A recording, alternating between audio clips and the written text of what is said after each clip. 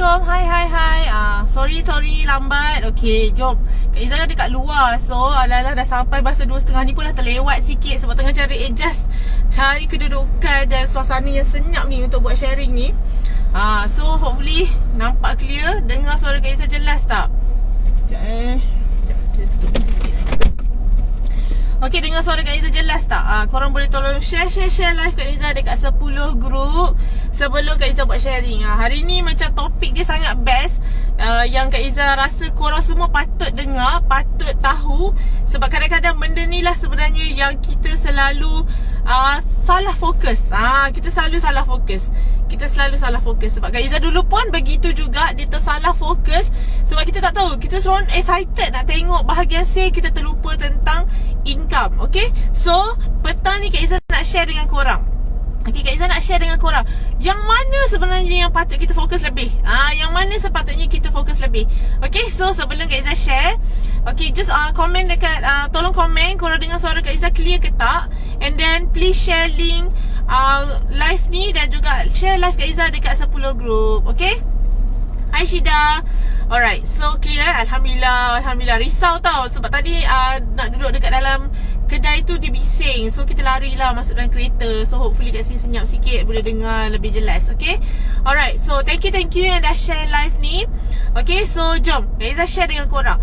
Bila kita join business, of course benda pertama yang kita tengok adalah berapa sale yang kita nak capai. Sebab kadang-kadang kita tengok kan, especially macam dalam mamasak, kita tengok leader-leader sale banyak. Ada yang sale 6 angka, ada yang sale 7 angka. So kita pun excited nak sale banyak macam tu. Kita pun excited nak sale banyak sebab kita nampak macam sale ni sale dia ratus ribu lah, sale dia juta lah. Kita pun excited nak capai. Okay, kesalah bawa.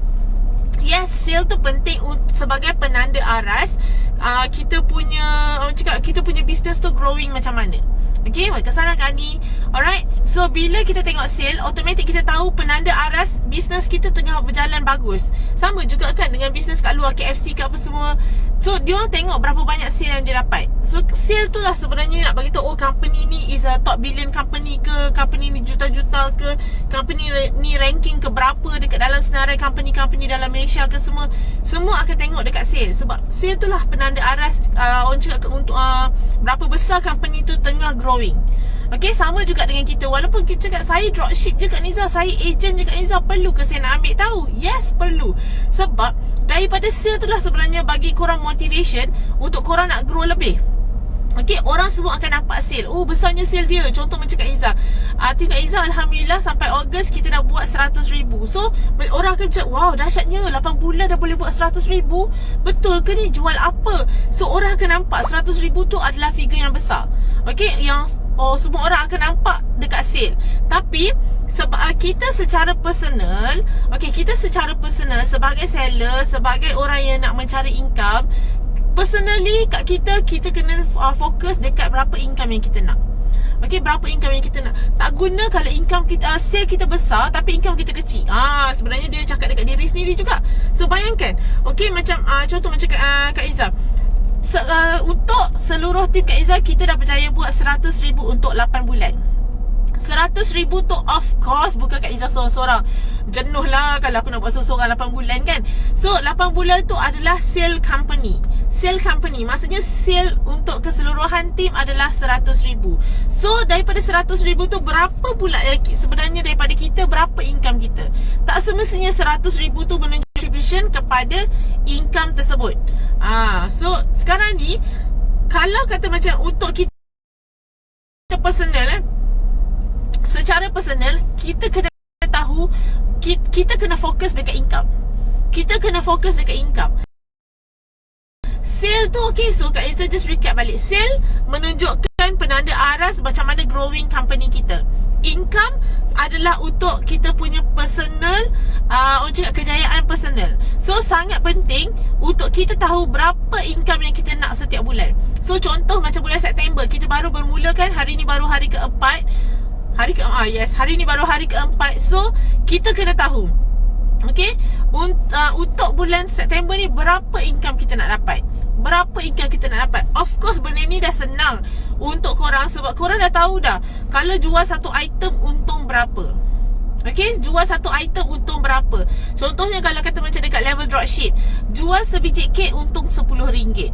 Okay, and then kalau agent jual sebiji kek untung RM12. So dekat situ kita dah tahu dah. Okay, aku kira keuntungan dropship dulu. Aku nak income, contohnya nak income sebulan 600. Means that sehari aku hanya perlu fokus sehari RM20 sahaja income. RM20 kali 30 hari boleh dapat 600. Setuju? So kat situ kita nampak, okay, aku dah ada target dah. Sebulan aku nak income 600.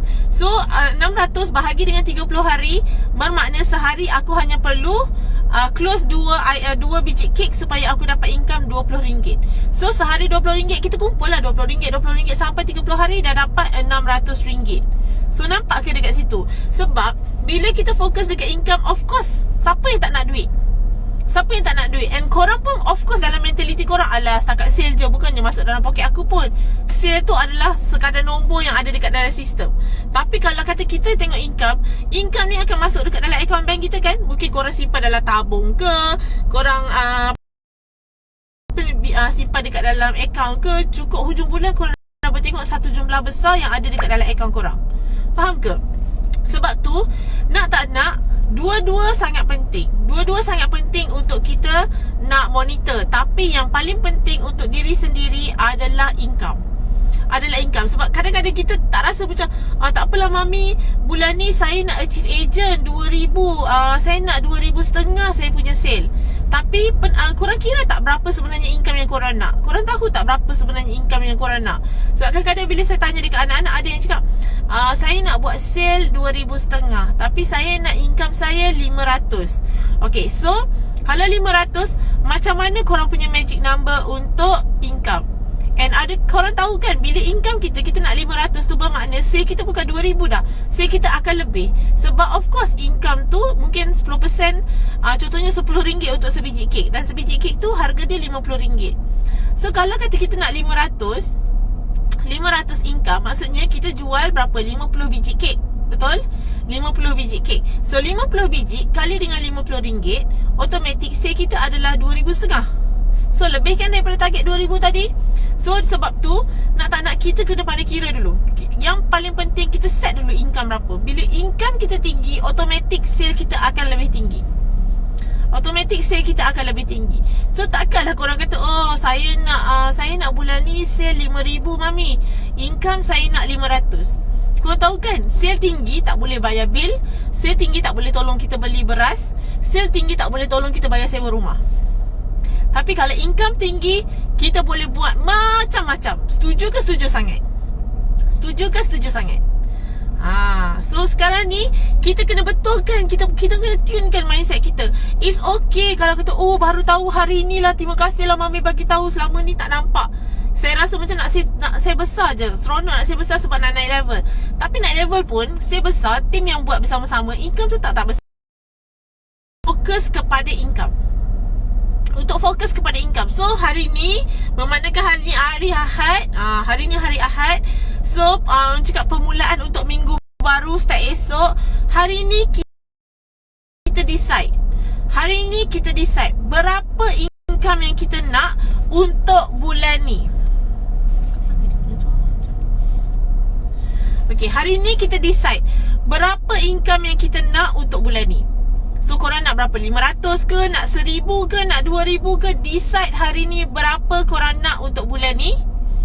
Dan buat magic number. Untuk anak-anak Kak Izzah, of course korang dah tahu macam mana nak buat magic number. So berapa amount yang korang target, bahagikan dengan berapa hari yang tinggal. Contohnya hari ni, start esok kita dah 5 hari bulan. So bahagikan let's say dengan 25 hari ataupun 26 hari. Bahagi dengan 26 hari. Kalau contoh 500 bahagi dengan 26 hari. So dekat situ korang tahu sehari berapa target yang korang kena achieve. Okay, contohnya sehari target nak capai, katalah sehari target nak capai RM15. Janganlah fokus ngam-ngam RM15. Bundarkan dia jadi 20. So at least kalau capai 20 pun, kalau capai macam RM18 pun, kita masih ada extra. Takkan korang tak nak extra income kot. Kalau kerja rajin je nak buat OT kan nak extra income. Habis tu takkan bisnes tak nak buat extra income, betul tak? Betul tak? So buat magic number, tengok berapa target sehari. Bila kita dah tahu target setiap hari kita berapa, wajib kita capai. Wajib capai. Janganlah cakap, oh saya dah tahu dah, sehari saya hanya perlukan RM15. Kalau saya jual satu set surprise delivery, dah settle dah mami. Yes, memang korang nampak kalau jual satu surprise delivery dah settle. Tapi adakah korang berjaya nak jual satu surprise delivery tu? Kalau kata hari tu tak sempat nak capai, so apa yang korang buat? Tak apalah, esok masih ada, esok masih sempat. Lepas tu korang punya esok bertangguh. Sudahnya tak apalah mami, tak dapat bulan ni, bulan depan.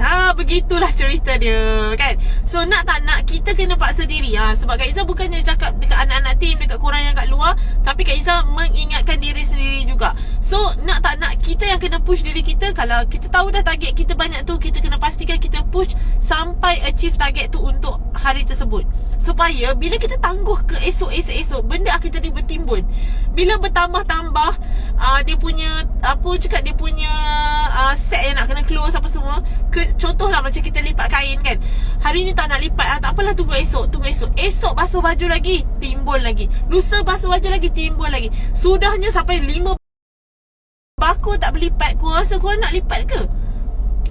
End up, tak apalah, aku cari je lah dalam bako mana baju kau, ambil je lah. Setuju kan? Sudahnya kita sendiri pun give up nak lipat baju tu, sebab rasa macam ya Allah, banyaknya, macam gunung Everest pula kan baju tak berlipat ni. So lebih baik kan benda tengah sikit kita buat. Sebab lagi mudah bila kita buat benda tu sikit, daripada dah tunggu dah bertimbun banyak nak buat, kita akan lagi cepat give up. So bagus kalau kata contoh hari ni kita target RM15 sahaja. Aku RM15 je nak closing hari ni. Tapi disebabkan kita punya effort yang kita buat, guerrilla marketing, kita ketuk pintu, kita berjaya close sampai RM50. So whatever extra tu adalah bonus. So esok reset balik untuk close lagi RM15. So esok dapat close lagi RM50, yang extra tu bonus. Hari ketiga ulang balik, close satu sahaja, RM15 sahaja. So nampak tak, benda ni bila kita buat secara konsisten setiap hari, kita pun rasa excited. So hopefully sharing kat Niza bagi korang nampak sesuatu. So sales dan income ni dua-dua sama penting sebenarnya. Tapi untuk diri sendiri, lebih baik kita target fokus kepada income, bukan kepada sales semata-mata. Sebab sales tak boleh bagi kita duit untuk settlekan segala keperluan. Sales hanya penanda aras kat mana company kita tengah growing. Faham ke? Okay, so hopefully korang belajar sesuatu tengah hari ni. Sorry, line sangkut-sangkut sikit sebab Kak Izzah kat luar. So insyaAllah esok kita bersiaran lagi. Kita tengok tajuk apa yang Kak Izzah nak share. Okay, bye semua. Assalamualaikum. Happy weekend.